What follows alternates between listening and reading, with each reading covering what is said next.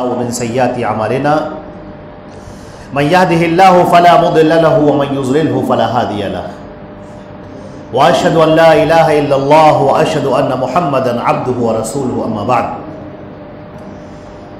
فأعوذ بالله السميع العليم من الشيطان الرجيم بسم الله الرحمن الرحيم الذين آمنوا ولم يلبسوا إيمانهم بظلم أولئك لهم الأمن وهم مهتدون۔ حضرات گرامی، آج کا جو عنوان ہے امت مسلمہ کے زوال کے اسباب، یقیناً یہ ایک بڑا اہم عنوان ہے۔ ہم دیکھتے ہیں اپنے معاشرے میں کہ کوئی بھی شخص اس وقت دانشمند کہلاتا ہے اور عقل مند کہلاتا ہے جب اپنے نفع اور نقصان کا جائزہ لیتا رہے، جب وہ یہ دیکھے کہ مجھے جو نفع پہنچ رہا تھا اگر اس میں نقصان ہو رہا ہو تو وہ اسباب تلاش کرے کہ کن اسباب وجوہات کی بنیاد پر ہمیں اب نقصان ہو رہا ہے، تاکہ وہ اس کی فکر کر سکے اور وجوہ نقصانات کو الگ کر سکے۔ علامہ اقبال نے ایک شعر کہا، عید کا جب چاند نکلا تو انہوں نے بڑا پیارا شعر کہا، انہوں نے کہا اوج گردوں سے ذرا دنیا کی بستی دیکھ لے۔ اوج گردوں، گردوں کہتے ہیں آسمان کو، اوج گردوں سے ذرا دنیا کی بستی دیکھ لے، اپنی رفعت سے ہماری پستی دیکھ لے، ہمارے گھر کی پستی دیکھ لے۔ مسلمانوں کی ایک عظیم تاریخ رہی ہے، عظیم الشان تاریخ۔ اللہ رب العزت نے اس قوم کو بہت بلند فرمایا، دنیا کے تہائی حصے پر حکومتیں رہیں، علم کے گوہر کھلائے۔ اس وقت جب یورپ ڈارک ایجز میں جی رہا تھا، اس موقع پر مسلمانوں نے علم فلکیات میں اپنا نام بلند کیا۔ صحابہ کرام رضوان اللہ تعالی علیہم اجمعین جن جن علاقوں میں گئے، ان علاقوں میں تہذیب کی ایک بہار آ گئی، پوری دنیا ایک گلشن بن گئی جو پھولوں سے مہکتی ہوئی تھی۔ مگر اس کے بعد اچانک کیا ہوا کہ موجودہ وقت میں 180 کروڑ کی تعداد ہے مسلمانوں کی، اور 58 ایسے ممالک ہیں جن کے حکمراں مسلمان ہیں، لیکن اس کے باوجود مسلمانوں کے اوپر ذلت مسلط ہے۔ آئیے قرآن پاک پر ہم اس کا جائزہ لیتے ہیں۔ اللہ رب العزت نے بنی اسرائیل سے خطاب کرتے ہوئے کہا، یا بنی اسرائیل اذکروا نعمتی التی انعمت علیکم وانی فضلتکم علی العالمین۔ اے بنی اسرائیل، یاد کرو ہم نے تم کو ساری دنیا پر فضیلت بخشی تھی، تم کو بلند کیا تھا۔ اور اس کے بعد پھر اللہ رب العزت نے بنی اسرائیل کے گناہوں کو گنایا ہے، تم نے ایسا کیا، تم نے ایسا کیا، تم نے ایسا کیا، تم نے ایسا کیا۔ اس کے بعد اللہ نے کہا وَضُرِبَتْ عَلَيْهِمُ الذِّلَّةُ وَالْمَسْكَنَةُ وَبَاءُوا بِغَضَبٍ مِّنَ اللَّهِ۔ ان کے اوپر ذلت تھوپ دی گئی، ذلت مسلط کر دی گئی، وہ جس جگہ بھی رہیں گے ذلیل اور خوار رہیں گے، بلندیاں ان کو نصیب نہ ہوں گی۔ وہ جو جن کے سروں پر تاج رکھے ہوئے تھے وہ جوتیوں میں بھی بیٹھنے کے لائق نہ رہ گئے۔ آخر کیا اس کی وجہ ہے؟ قرآن پاک ہمارے عروج اور زوال کی داستان کو بیان کرتا ہے، اور آپ کے علم میں ہوگا کہ جیسے ہی بندے نے اللہ رب العزت سے بلندیاں طلب کی، رفعتیں طلب کی، عظمتیں طلب کی،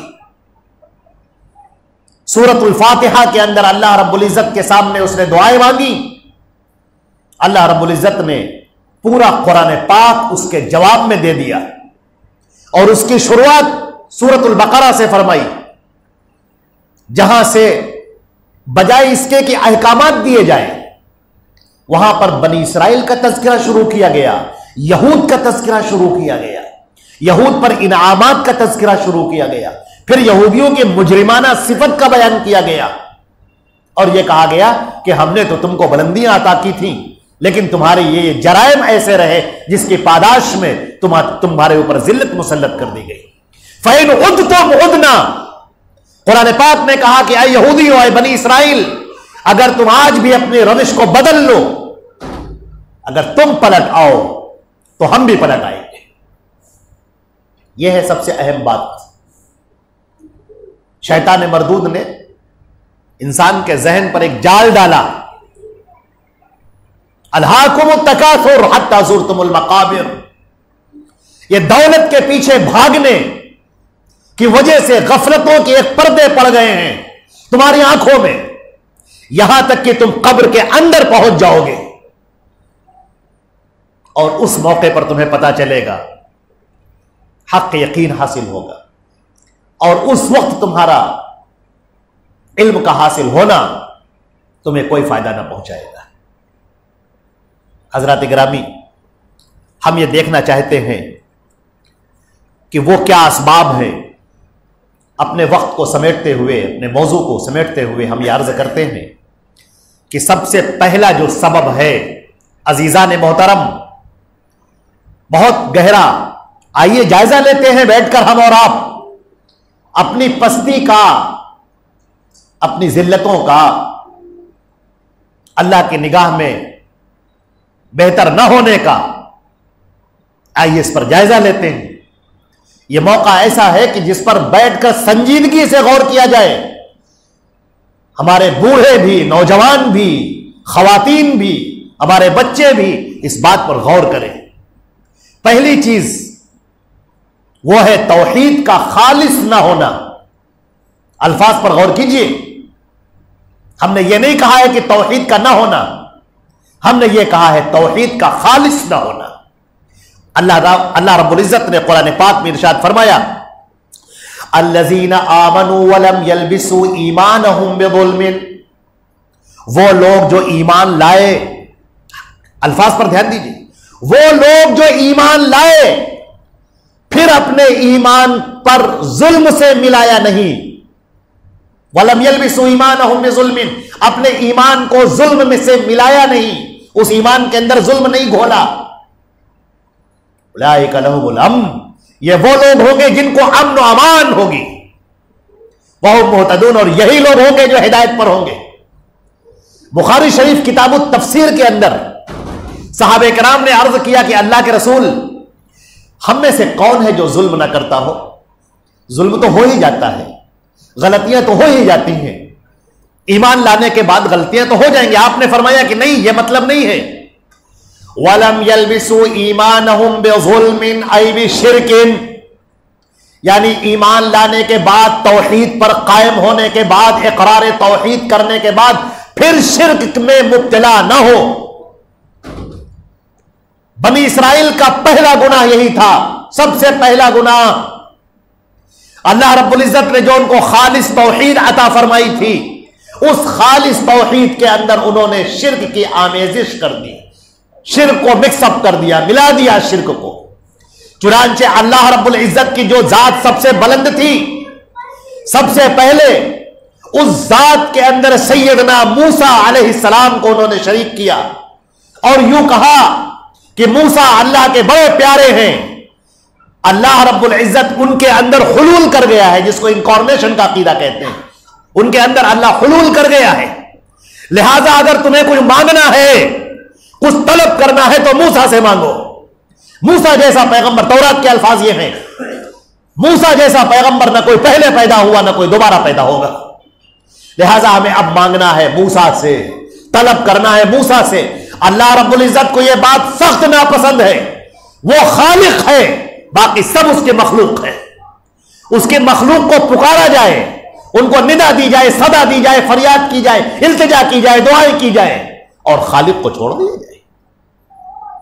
اس کے آگے سب بھک منگے ہیں، وہ دیتا ہے تو سب پاتے ہیں، وہ چاہے فرشتے ہو، چاہے انبیاء ہو، نبیوں کے سردار حضرت محمد مصطفیٰ صلی اللہ علیہ وسلم ہو، یا صحابہ کرام کے عظیم ذات ہو، یا صحابہ ہو، تابعین ہو، تبع تابعین ہو، اولیاء ہو، صالحین ہو، شہداء ہو، کسے باشر کوئی بھی ہو، بنی اسرائیل کا پہلا گناہ اللہ رب العزت کی ذات میں انہوں نے حضرت موسیٰ کو شریک کیا کہ اب موسیٰ سے مانگا جائے گا، موسیٰ سے طلب کیا جائے گا، موسیٰ کے نام پر قربانیاں کی جائیں گی، جب پریشان ہوں گے، بے چین ہوں گے تو مشکل کشائی کے لیے دعائی دیں گے سیدنا موسیٰ کی۔ اللہ رب العزت نے اس ظلم کی پاداش میں، اس شرک کی پاداش میں ان کو ذلیل کر دیا، کنارے ہٹا دیا اور کہا تم اس لائق نہیں ہو کہ ہمارے پیغام کو سنبھال سکو، یہ دنیا ہم نے خوبصورت سی بنائی ہے، یہ دنیا میری بنائی ہوئی ہے، اس دنیا کے اندر جو بھی انسان آئے ہیں میرے بھیجے ہوئے ہیں، دنیا کے اندر انسان پیدا ہوتا ہے اس کی نگہداشت ہم کرتے ہیں، جب وہ اپنی ماں کے پیٹ میں ہوتا ہے اس وقت اس کا دماغ بنانا، آنکھیں بنانا، جگر بنانا، دل بنانا، خون دوڑانا یہ ہم کرتے ہیں، اور اس کے بعد پھر اسی کو پکارا جائے اور اس کرنے والے، اس خالق کو، اس صنع کو بھلا دیا جائے۔ یہ وہ پہلا جرم تھا بنی اسرائیل کا جس کی پاداش میں انہیں ذلیل کیا گیا، انہیں خوار کیا گیا۔ اور اب آپ دیکھ لیں مسلمانوں کے اندر توحید کا دعویٰ کرنے والے کتنے ہی ایسے لوگ ہیں جنہوں نے باقاعدہ، صوفیوں نے باقاعدہ اعلان کیا اور یوں کہا ما فی الجبۃ الا اللہ، میرے اس جبے میں سوائے اللہ کے کوئی نہیں۔ کہنے والے نے کہا کہ میں اور تم، ہم ہوئے، تم ہوئے، اشیاء ہوئے، چیز ہوئی، یہ سب اللہ ہے۔ لوگوں نے کہا مثال دو، انہوں نے کہا مثال ایسی ہے جیسے کوئی پانی لے، پانی تو الگ ہے، پانی کو رکھا فریز میں وہ برف بن گیا، وہی جو پانی تھا شکل اس کی الگ تھی، اب وہ برف بن گیا، شکل اس کی الگ ہو گئی، پھر یہ برف پگھل گیا، پھر پانی بن گیا، جو پانی تھا وہی برف ہے، جو برف تھا وہی پانی، جو خالق ہے وہی مخلوق ہے، جو مخلوق ہے وہی خالق ہے۔ ہم اور آپ کی شکلیں الگ الگ ہیں لیکن ہم سب خالق ہیں۔ جب کوئی مرتا ہے تو واصل بحق ہو جاتا ہے، عشرت قطرہ ہے دریا میں فنا ہو جانا، جیسے قطرہ سمندر کے اندر جب گر جاتا ہے تو وہ پھر قطرہ نہیں رہتا، وہ سمندر میں مل جاتا ہے۔ یہ عقیدہ وحدت الوجود کا عقیدہ کہلاتا ہے۔ اس عقیدے کے کہنے والے اپنے آپ کو توحید وجودی سے کہتے ہیں۔ جہاں پر یہ عقیدے پائے جائے، جہاں پر اللہ رب العزت کی اس شان و شوکت، وہ ذوالجلال والاکرام کی اس قدر توہین کی جائے، وہ قوم سربلند ہو سکتی ہے؟ یہ کیا قوم اس لائق ہے کہ اسے سربلند کیا جائے؟ خود اللہ کی ذات میں اس نے وہ عقائد پیدا کر دیے، وہ چیزیں پیدا کر دی جو فلسفہ یونانیہ کی دین تھی، اور اس کا نتیجہ یہ ہوا کہ اللہ رب العزت کی ذات کو لوگ عقلوں سے تولنے لگے۔ آج بھی آپ کو کہنے والے لوگ مل جائیں گے کہ اللہ اگر عرش پر ہے تو عرش بڑا ہے کہ اللہ بڑا ہے، نعوذ باللہ من ذالک۔ ولا يحيطون بشيء من علمه الا بما شاء وسع كرسيه السماوات والارض۔ کیا بات کرتے ہو اللہ کے عرش کی، تمہاری عقلوں کے اندر وہ بات نہیں آ سکتی۔ ان متشابہات کے پیچھے پڑ کر اپنے ایمان کو ضائع کرتے ہو۔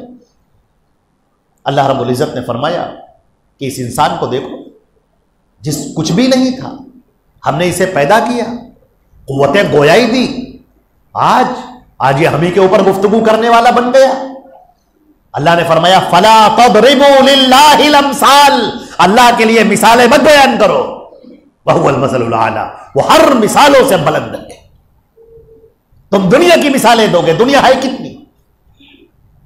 اللہ رب العزت کی توحید کو خالص نہ رکھا گیا، اس اللہ کی بارگاہ کو چھوڑ کر غیروں کے لیے سجدے کیے گئے، نظر و نیاز کی گئی، طواف کیے گئے، ڈنڈے باندھے گئے، غیروں سے ڈرا گیا، بھوتوں، پریتوں اور جناتوں کو خوش کرنے کے لیے ان کے نام کی قربانیاں کی گئی، ان کے نام پر مٹھائیاں بانٹی گئی، ان کے نام کے دیے روشن کیے گئے، یہاں پر توحید کی دھجیاں بھی کھیر دی گئی۔ اور پھر بھی کہنے والے کہتے رہے کہ ہم تو لا الہ الا اللہ کے ماننے والے ہیں، لا الہ الا اللہ محمد رسول اللہ۔ یہ کیسی بات تھی؟ یہ کفار مکہ بھی ایسے ہی کہا کرتے تھے کہ ہم تو اللہ کے ماننے والے ہیں، اللہ سے ہم سے زیادہ کون محبت کرنے والا ہے؟ خانہ کعبہ کا طواف بھی کرتے تھے تو ننگے ہو کر کرتے تھے کہ اپنے گناہوں میں کیے ہوئے کپڑے کو اتار کر کرتے تھے، اللہ کو خوش کرنے کے لیے قربانیاں کرتے تھے۔ اللہ نے کہا تمہاری یہ قربانیاں، تمہاری یہ نماز، یہ ہمیں قابل قبول نہیں ہے، اس لیے کہ یہ شرک کے آمیزش کے ساتھ ہے۔ شرک کی جب آمیزش ہوگی تو اللہ نے یہاں پر فرمایا کہ وہ قوم ترقی نہیں پا سکتی۔ قوم مسلم اس کو بلند کیا تھا توحید کی بنیاد پر، اور جب یہ بنیادیں کھود ڈالی جائیں تو عمارت دھڑام سے نیچے گر جاتی ہے۔ قرآن پاک کی اس آیت کو پھر پڑھیے، الذین آمنوا، جو لوگ ایمان لائے، ولم یلبسوا ایمانہم بظلم، اور اپنے ایمان کو شرک کے ساتھ ملایا نہیں، اولئک لہم الامن، ایسے لوگوں کو امن و امان ملے گا، وہ اطمینان میں رہیں گے، سکون میں رہیں گے، خوشحالی میں رہیں گے، فارغ البالی میں رہیں گے، چہرے ان کے سرسبز و شاداب ہوں گے، ان کے گھروں میں سعادتیں مقدر ہوں گی۔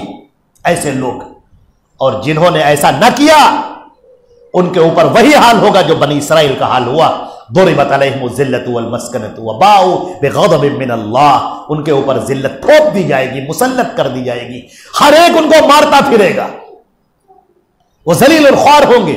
کتاب الفتن کی روایت میں آتا ہے کہ آخری زمانے میں مسلمان کا معاملہ یہ ہوگا کہ یفتن وما بہ دین الا البلاء، کہ اسے مارا جائے گا، پریشان کیا جائے گا، ستایا جائے گا، اور دین کے نام پر سوائے نام کے اور کچھ نہ ہوگا، دین سے بالکل کوڑا ہوگا، خالی ہوگا، صرف نام اس کا مسلمان ہوگا۔ یہ ہمارے نبی صلی اللہ علیہ وسلم کی پیشن گوئی ہے۔ دوسرا جو بڑا سبب ہے، پہلا سبب ہے توحید کا خالص نہ ہونا، اس میں آمیزش ہونا شرک کی۔ دوسرا سبب ہے قرآن پاک سے دوری۔ یہ قرآن پاک کتاب ہدایت ہے، کتاب نجات ہے، ہمارے زخموں کا مرہم ہے، دلوں کا مداوا ہے، مسائل کا حل ہے، یہ ہماری عزت اور سربلندی کا راز ہے، یہ اللہ رب العزت سے ہمیں جوڑتا ہے، تعلق کو مضبوط کرتا ہے۔ جبیر ابن مطعم رضی اللہ تعالیٰ عنہ کی روایت سنیے جو طبرانی میں ہے اور صحیح ترغیب و ترہیب میں ہے، اور امام البانی رحمہ اللہ نے اسے صحیح قرار دیا ہے۔ حضرت جبیر ابن مطعم فرماتے ہیں قال كنا مع رسول اللہ صلی اللہ علیہ وسلم بالجحفہ، کہ ہم لوگ اللہ کے نبی صلی اللہ علیہ وسلم کے ساتھ جحفہ میں تھے، بیٹھے ہوئے تھے، اچانک اللہ کے پیارے رسول صلی اللہ علیہ وسلم کھڑے ہوئے اور کہنے لگے الیس تشہدون ان لا الہ الا اللہ، کیا تم لوگ گواہی نہیں دیتے کہ اللہ کے علاوہ کوئی دوسرا سچا حقیقی معبود نہیں، وانی رسول اللہ، اور میں اللہ کا بھیجا ہوا رسول ہوں، وان القرآن جاء من عند اللہ، اور یہ کہ جو قرآن نازل ہوا ہے یہ اللہ کی طرف سے نازل ہوا ہے۔ ہم لوگ چونک اٹھے، ہم نے کہا بلا یا رسول اللہ، کیوں نہیں اللہ کے رسول، یقیناً یقیناً کیوں نہیں۔ اب آپ نے جو بات کہی ہے وہ سننے والی بات ہے، مسلمانوں کان کھول کر سنو۔ آپ نے فرمایا قال فابشروا، آپ نے فرمایا تو بشارت حاصل کر لو، خوشخبری حاصل کر لو، فإن هذا القرآن طرفه بید اللہ، اس قرآن، یہ قرآن کا ایک سرا اللہ کے ہاتھوں میں ہے اور دوسرا سرا تمہارے ہاتھوں میں ہے۔ یہ قرآن کا ایک سرا اللہ کے ہاتھوں میں ہے اور دوسرا سرا تمہارے ہاتھوں میں ہے۔ جیسے ایک رسی ہوتی ہے، ایک رسی کا سرا اللہ کے ہاتھ میں اور ایک رسی کا سرا تمہارے ہاتھ میں، اس رسی کو پکڑے رہو گے اللہ تمہیں اٹھاتا ہوا چلا جائے گا، سر بلند کرتا چلا جائے گا، اور جس دن اس رسی کو چھوڑ دو گے دھڑام سے نیچے گر جاؤ گے۔ طبرانی کی روایت ہے، صحیح ترغیب کی روایت ہے۔ آپ نے فرمایا فتمسکوا بہ، اس قرآن پاک کو مضبوطی سے پکڑے رہنا، فإنکم لن تہلکوا، اس لیے کہ تم ہرگز ہرگز ہلاک نہیں ہو سکتے، ولن تضلوا، اور کبھی تم گمراہ نہیں ہو سکتے، بعدہ ابدا، اس کے نزول کے بعد۔ اس قرآن پاک کو پکڑے رہو گے سر بلند رہو گے۔ وہ زمانے میں معزز تھے مسلمان ہو کر اور ہم خوار ہوئے تاریک قرآن ہو کر۔ آج ہمارے یہاں کی بڑی تعداد سورۃ الفاتحہ کا ترجمہ نہیں جانتی، قرآن پاک کا ترجمہ نہیں جانتی۔ ہمارے یہاں معاف کیجئے مسلمان معاشرے کا جائزہ لیجئے، جس کے اندر سارے فرقوں کے لوگوں کو شامل کیجئے، ہر مسلک کے لوگوں کو شامل کیجئے، کتنے ہی ایسے لوگ ہیں جو اس قرآن پاک کو اٹھاتے ہی نہیں ہیں، اٹھاتے ہیں تو کبھی کبھار صرف رمضان میں یا جب کوئی مر جاتا ہے تو، وہ بھی بدعت ہے، کسی کے مر جانے کے اوپر قرآن خوانی کرنا ہے، بدعت ہے۔ قرآن پاک سے دوری، اللہ کا فرمان کیا ہے، اللہ کا کہنا کیا ہے، اللہ نے ہم سے کیا کہا ہے، کیا مطالبہ کیا ہے، پتہ ہی نہیں۔ قرآن پاک کو پڑھنا، قرآن پاک کو سمجھنا حدیثوں کی روشنی میں، یہ بس از حد ضروری ہے۔ یہ آپ کا علاج ہے۔ ہر مسلمان پر ضروری ہے کہ وہ اول سے لے کر آخر تک قرآن پاک کو پڑھیں، اور الحمدللہ اب تو بڑے اچھے ترجمے آ چکے ہیں۔ احسن البیان پڑھیے، اردو میں بھی ہے، ہندی میں بھی ہے، انگریزی میں بھی ہے، آپ خوب پڑھیے، دنیا کی کئی زبانوں میں ہے، آپ جس زبان میں چاہے پڑھیے، لیکن وقت نکالیے۔ لوگ موٹی موٹی کتابیں پڑھ ڈالتے ہیں۔ حضرت عمر بن الخطاب رضی اللہ تعالیٰ عنہ کی ایک روایت جو صحیح مسلم کے اندر ہے، اللہ کے پیارے رسول حضرت محمد مصطفیٰ صلی اللہ علیہ وسلم فرماتے ہیں، ان اللہ یرفع بہذا الکتاب اقواما ویضع بہ آخرین، اس کتاب کے ذریعے اللہ قوموں کو بلند کرتا ہے، اور اس کتاب کے چھوڑ دینے پر اللہ قوموں کو ذلیل کر دیتا ہے۔ حضرات گرامی، ہمارا تیسرا، یہ دو سبب ہو گئے۔ تیسرا، ایک تو توحید کا خالص نہ ہونا، دوسرا قرآن پاک سے دوری ہونا، اس کے معنی اور مطلب، اس کے مفہوم سے ناآشنا ہونا، اور تیسرا سبب سنت سے دوری، نبی پاک صلی اللہ علیہ وسلم کی سنت سے دوری۔ غور سے سنیے قرآن پاک کی آیت، سورہ نور کی آیت نمبر 63 فَلْيَحْذَرِ الَّذِينَ يُخَالِفُونَ عَنْ أَمْرِهِ، ان کو چوکنا ہو جانا چاہیے جو نبی پاک محمد مصطفیٰ کے حکم کے خلاف جاتے ہیں، ان تصیبہم فتنۃ، کہ ان کے اوپر فتنہ نہ آ جائے، اور یصیبہم عذاب علیم، یا ان کو دردناک عذاب نہ پکڑ لے۔ امام جعفر بن محمد نے اس آیت کی تفسیر بیان کرتے ہوئے لکھا کہ المراد بالفتنہ، اس فتنے سے مراد کیا ہے، اللہ کے نبی کا منشا کیا ہے؟ انہوں نے فرمایا سلطان جائر یسلط علیہ، ایک ظالم بادشاہ جو تم پر مسلط کر دیا جائے گا۔ نبی مسلمان کون؟ اللہ کے نبی کی اطاعت کرنے والے۔ آج آپ زندگیوں کا جائزہ لیجئے، نبی سے بالکل دور، نبی کے حکموں سے دور، نبی کے چلن سے دور، نبی کے کردار سے دور، نبی کے احکامات سے دور، اور کتنے ہی ایسے ہیں جو کھلم کھلا کہتے ہیں کہ ہاں نبی کا یہ حکم ہے لیکن ہم اپنے امام کی بات مانیں گے، ہاں نبی کا یہ حکم ہے، سر آنکھوں پر چومیں گے، سر سے لگائیں گے کتاب کو، بخاری کو بھی، مسلم کو بھی، ابو داؤد کو بھی سینے سے لگائیں گے، لیکن عمل کرنے کا وقت آئے گا تو ہمارے امام کا قول، ہمارے امام کا فتویٰ، ہمارے مولوی صاحب، ہمارا مسلک، ہمارے لوگ، ہمارا قبیلہ، ہمارا خاندان اس کے اوپر ٹکے ہوئے۔ قرآن پاک یہ کہتا ہے چوکنا ہو جانا چاہیے۔ یہ ہلکا پھلکا معاملہ نہیں ہے، یہ ہلکی پھلکی بات نہیں ہے کہ آپ نے کہا کہ ہم نبی کے قول کے خلاف کریں گے۔ نبی کا حکم کچھ اور ہے اور آپ کا فتویٰ کچھ اور ہے۔ نبی کا حکم کچھ کہتا ہے، آپ کے اعمال کچھ کہتے ہیں۔ ذرا زندگیوں کا جائزہ لیجئے کبھی۔ نمازیں پڑھنے والے جب شادی اور بیاہ کرتے ہیں تو کون سی تہذیب ان کے اندر آتی ہے؟ جہاں پر انگیجمنٹ کی وہ بے حیائی والی رسمیں ہوتی ہیں، جہاں پر دولہا عورتوں کے درمیان میں جاتا ہے، جہاں پر سلام کرائیاں ہوتی ہیں، جہاں پر گنڈے اور دھاگے باندھے جاتے ہیں، جہاں پر نہ معلوم کتنی ایسی رسمیں جو مشرکانہ، جاہلانہ، مبتدعانہ رسمیں ہوتی ہیں، اور یہ نماز پڑھنے والے اور روزہ رکھنے والے اور تہجد گزار لوگ اس شرک میں مبتلا ہوتے ہیں۔ اور وہاں بیٹھا ہوا قاضی جس نے نکاح پڑھایا ہے، ڈی جے بج رہا ہے، گانا ہو رہا ہے، لڑکیاں ناچ رہی ہیں، باریک سے مہین سے کپڑے پہنے ہوئے مردوں کے محفلوں میں بے تحاشا آ جا رہی ہیں، اور قاضی صاحب دعا کر رہے ہیں اے اللہ اس نکاح میں برکت عطا فرما دے، نکاح کو خیر و برکت والا بنا دے۔ لعنت ہو ایسے لوگوں کے اوپر۔ وہاں پر برکتیں نازل ہوں گی جہاں پر اللہ کا حکم توڑا جا رہا ہو، جہاں پر نبی کی سنت کو پامال کیا جا رہا ہو، وہاں پر برکت آئے گی۔ عقل تمہاری کہاں چلی گئی؟ یہ دعائیں فضول ہیں اور بیکار ہیں۔ نبی کریم صلی اللہ علیہ وسلم کی سنتوں کو مسل کر، پامال کر کے، کنارے پھینک کر تم یہ چاہتے ہو عزتیں مل جائیں، بلندیاں مل جائیں، تمہیں عظمتیں مل جائیں، خوشحالی کا دور آ جائے، ہرگز نہیں ہو سکتا۔ جب تک نبی کی مخالفت جاری رہے گی اسی طریقے سے اللہ کے کوڑے پیٹھ پر برستے رہیں گے، پڑتے رہیں گے۔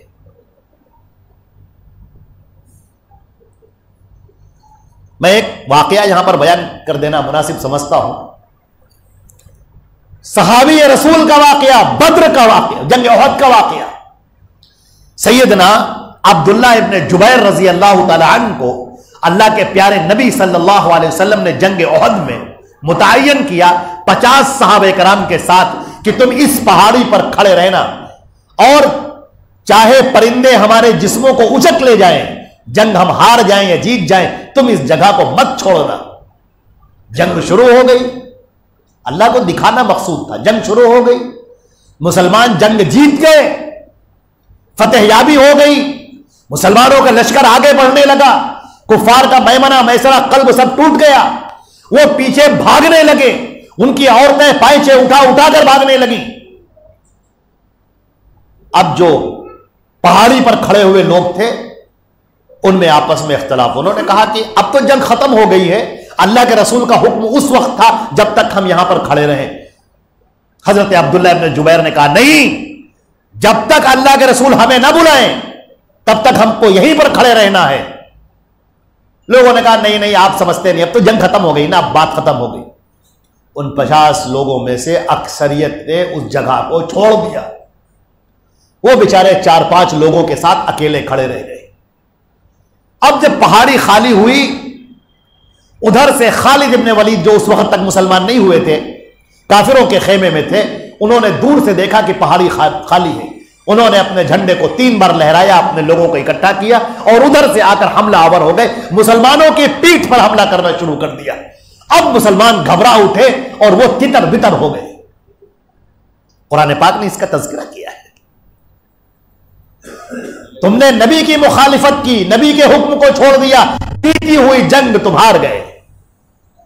آگے اللہ نے یہ بھی کہا ہے لیکن اللہ تمہارے دلوں کو جانتا ہے، اللہ نے تم کو معاف کر دیا۔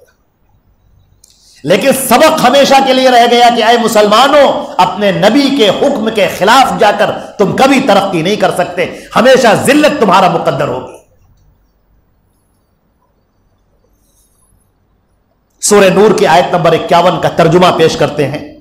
انما کان قول المؤمنین، مسلمانوں کا معاملہ یہ ہے کہ وہ کہتے ہیں اذا دعوا الی اللہ ورسولہ، جب ان کو اللہ کی طرف اور اس کے رسول کی طرف بلایا جاتا ہے، لیحکم بینہم، تاکہ اللہ اور اس کا رسول فیصلہ کرے، تو وہ کہتے ہیں ان یقولوا سمعنا واطعنا، ہم نے سن لیا اور ہم اطاعت کرنے والے ہیں۔ اولئک هم المفلحون، یہی لوگ ہیں جو کامیاب ہیں۔ یہاں بنی اسرائیل کا اللہ نے تذکرہ کیا کہ جب ان کے پیغمبر ان کو کچھ باتیں پیش کرتے ہیں تو سمعنا، وہ کہتے ہیں ہم نے سن لیا، وعصینا، لیکن مانیں گے نہیں۔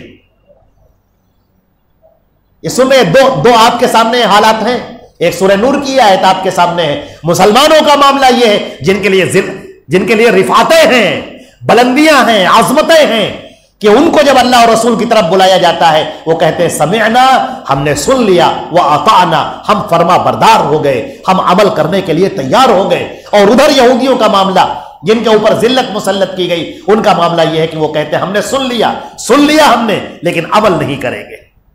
اب آپ دیکھ لیجئے مسلمانوں کی کتنی بڑی تعداد ہے جو صرف اس چکر میں کہ ہمارا مسلک ختم نہ ہو جائے، اس چکر میں وہ اللہ کے رسول کی باتوں پر عمل نہیں کرتے۔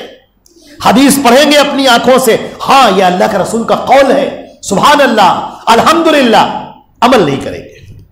کیوں نہیں عمل کرتے؟ ہمارے امام کا قول نہیں، ہمارے امام کا فتویٰ نہیں، ہمارے لوگوں نے اس پر مہر نہیں لگائی ہے، ہمارے مسلک میں ایسا نہیں ہے۔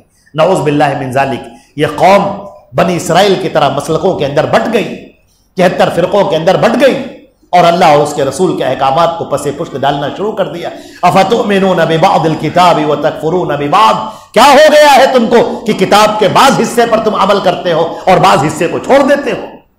فما جزاء من يفعل ذلك منکم، تم خود بتاؤ جو آدمی ایسا کرے اس کو کیا سزا ملنی چاہیے؟ الا خزي فی الحیات الدنیا، سوائے یہ کہ وہ زندگی بھر رسوا رہے، ذلیل رہے، ویوم القیامت یرد الی اشد العذاب، اور جب قیامت کا دن ہو تو اس کو جہنم کے عذاب میں ڈالا جائے۔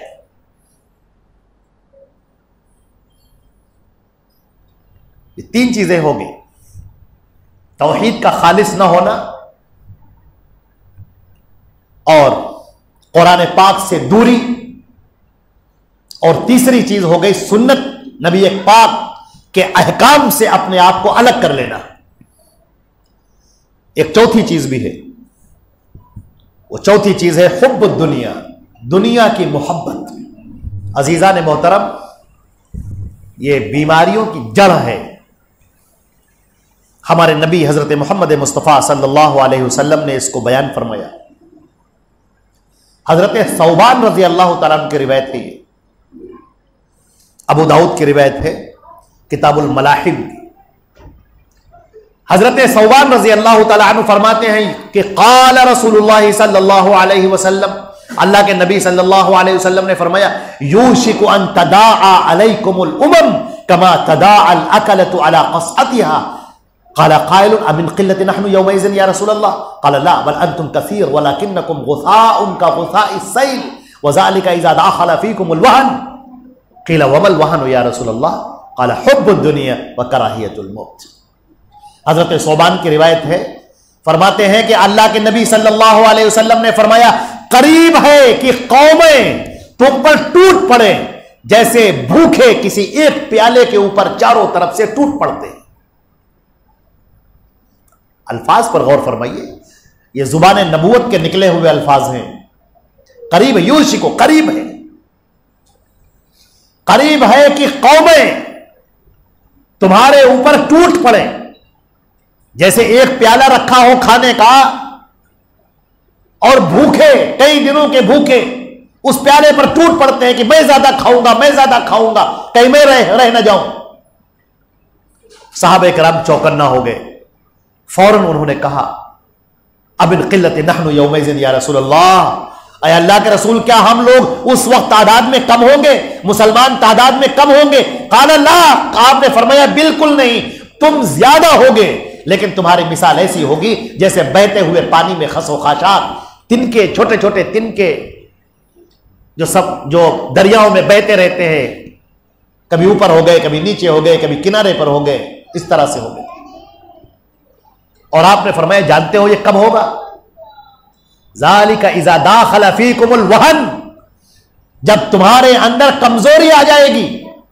صحابہ کرام نے پوچھا وما الوہن یا رسول اللہ، اللہ کے رسول کمزوری کا کیا مطلب ہے؟ آپ نے فرمایا حب الدنیا وکراہیت الموت، دنیا کی محبت بھر جائے گی اس دل کے اندر اور موت سے نفرت ہونے لگے گی، موت کا ڈر بیٹھ جائے گا۔ اللہ اکبر۔ موت مومن کا تحفہ ہے، موت سے ایک مومن کبھی گھبراتا نہیں، اس لیے کہ اسے اللہ سے ملاقات کرنی ہے، اس لیے کہ وہ اس دنیا سے دوسرے دنیا میں منتقل ہونے والا ہے، اس لیے کہ اب اس دنیا کے آزار سے، آلام سے، مصائب سے باہر نکلے، مسائل سے باہر نکلے اور اللہ کی مہمانی میں آ جائے، یہاں پر اللہ کا انعام، اس کا اکرام، اس کا انتظار کر رہا ہے کہ وہ حالت ایمان میں آیا ہے۔ موت سے ایک مومن کو ڈر نہیں لگتا، اور اگر ڈر ہو جائے تو پھر وہ مومن نہیں ہے۔ اور دنیا کی محبت بھر جائے گی، اب آدمی کو فکر ہے، پوری زندگی انہی مسائل کے پیچھے بھاگتے بھاگتے بھاگتے آدمی بوڑھا ہو جاتا ہے، خون تھوکتا ہے اور مر جاتا ہے اسی دنیا کے پیچھے۔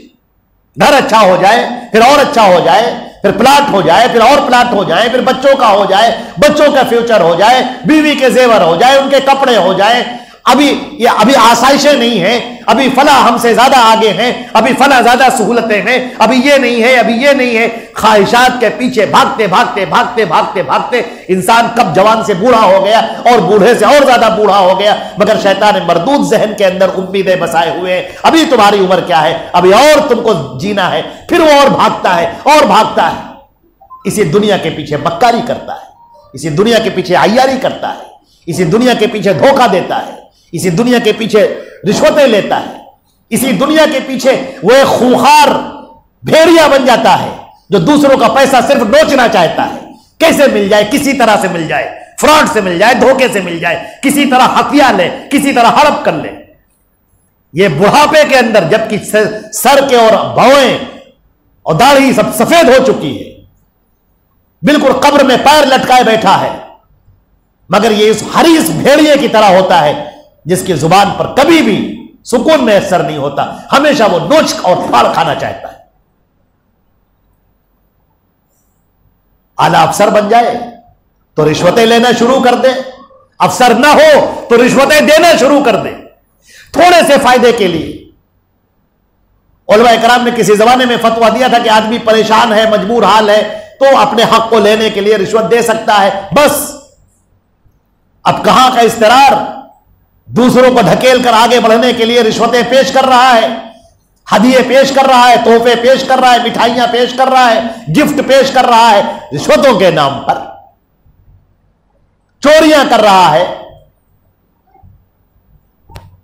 دوسروں کے پیسے ہڑپ کر رہا ہے، بڑی عیاری کے ساتھ دوسرے کو دھوکہ دے دیتا ہے، جھوٹ بول دیتا ہے، مکر و فریب میں پڑ جاتا ہے، بڑی شان سے وہ جہیز کی لمبی لسٹ پیش کرتا ہے، میرے بیٹے کو یہ بھی چاہیے، یہ بھی چاہیے، یہ بھی چاہیے، ہم نے اس کو پڑھایا ہے، اتنا خرچہ چاہیے۔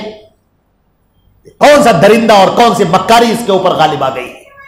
اللہ رب العزت رحم فرمائے ہمارے حالات پر۔ یہ حب الدنیا، یہ ابو داؤد کے جو الفاظ ہیں اس کے اندر دیکھیں، وَلَيَنزِعَنَّ اللَّهُ مِن صُدُورِ عَدُوِّكُمُ الْمَهَابَةَ، اللہ تمہارے دشمنوں کے دل سے تمہارا خوف، تمہارا روب چھین لے گا اور تمہارے دل کے اندر وہن ڈال دے گا۔ یہ چار چیزیں ہو گئی، ایک پانچویں چیز اور ہے، وہ ہے تفرقہ بازی۔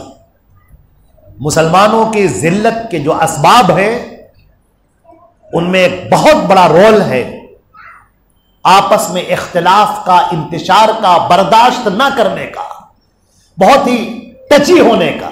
ذرا سی بات پر آدمی خفا ہو گیا، ذرا سی بات آپ کے موافق نہیں ہوئی، بس چہرے پھر گئے، اب دل پھر گئے۔